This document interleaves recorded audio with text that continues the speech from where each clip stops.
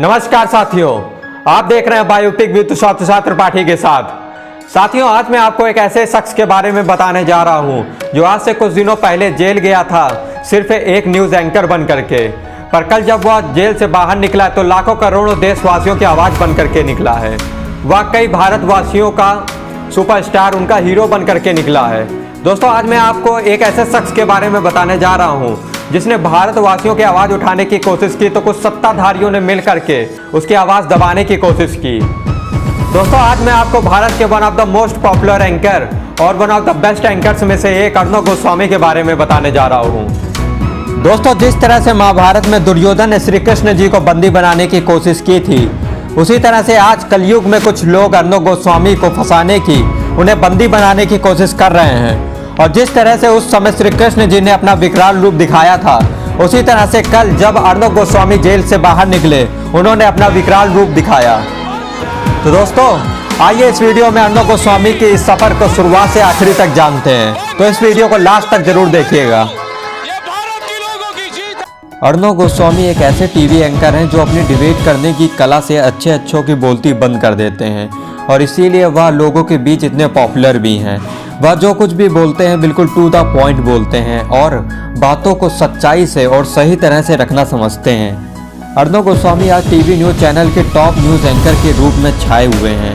पूछता है भारत के नाम पर टीवी शो से वह बुलंदियों को छू रहे हैं। अर्णव गोस्वामी रिपब्लिक टीवी के प्रबंध संपादक और उसके आधे से ज़्यादा शेयर के स्वामी भी हैं। अर्णव गोस्वामी का जन्म 9 अक्टूबर सन 1973 में असम के गुवाहाटी शहर में हुआ। उनके पिता मनोरंजन गोस्वामी एक रिटायर्ड कर्नल थे और वह बीजेपी के मेंबर भी रह चुके हैं। सन 1998 के पोल्स में उन्होंने एक बीजेपी कैंडिडेट के रूप में हिस्सा लिया। वहां पर उन्होंने कांग्रेस के कैंडिडेट भुवनेश्वर कलिता को शिकस्त दे दी। उनके दादाजी रजनी गोस्वामी एक वकील और कांग्रेस के नेता थे और उनके अंकल सिद्धार्थ भट्टाचार्य गुवाहाटी ईस्ट के कॉन्स्टिट्यूंसी के बीजेपी एमएलए थे। देखा जाए तो उनका पूरा परिवार राजनीति के इर्द गिर्द घूमता है और शायद इसीलिए अर्णव में भी बोलने की इतनी बेहतरीन कला आई है, क्योंकि परिवार का प्रभाव तो इंसान पर सबसे ज़्यादा रहता है।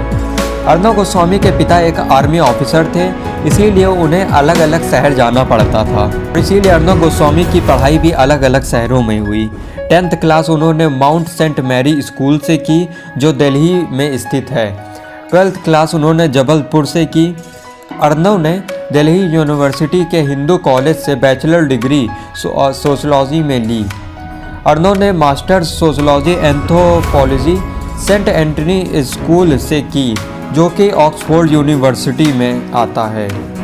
उन्होंने अपना करियर कोलकाता में द टेलीग्राफ समाचार पत्र से स्टार्ट किया।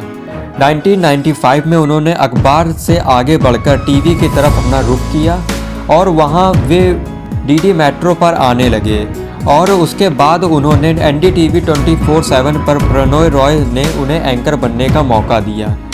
उन्होंने न्यूज़ नाइट भी होस्ट किया, जिसमें उन्हें सन 2004 में best news anchor of Asia का अवार्ड भी मिला।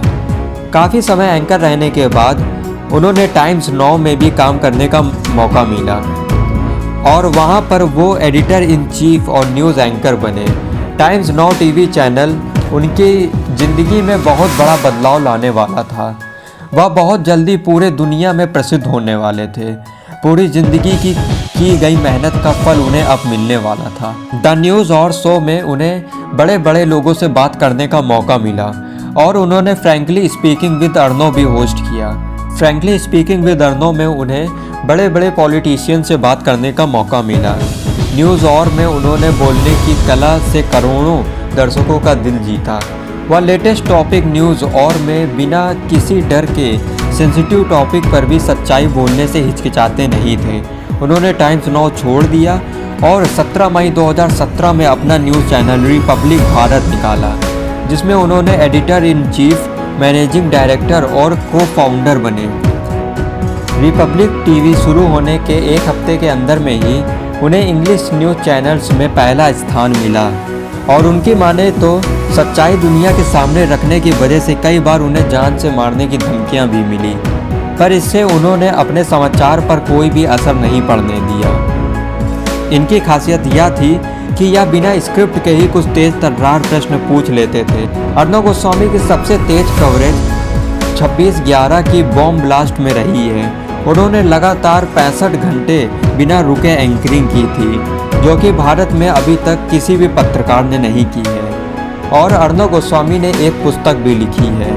उन्होंने कैम्ब्रिंग टेररिज्म द लीगल चैलेंज, आतंक के कानून को केंद्रित करके एक पुस्तक भी लिखी है।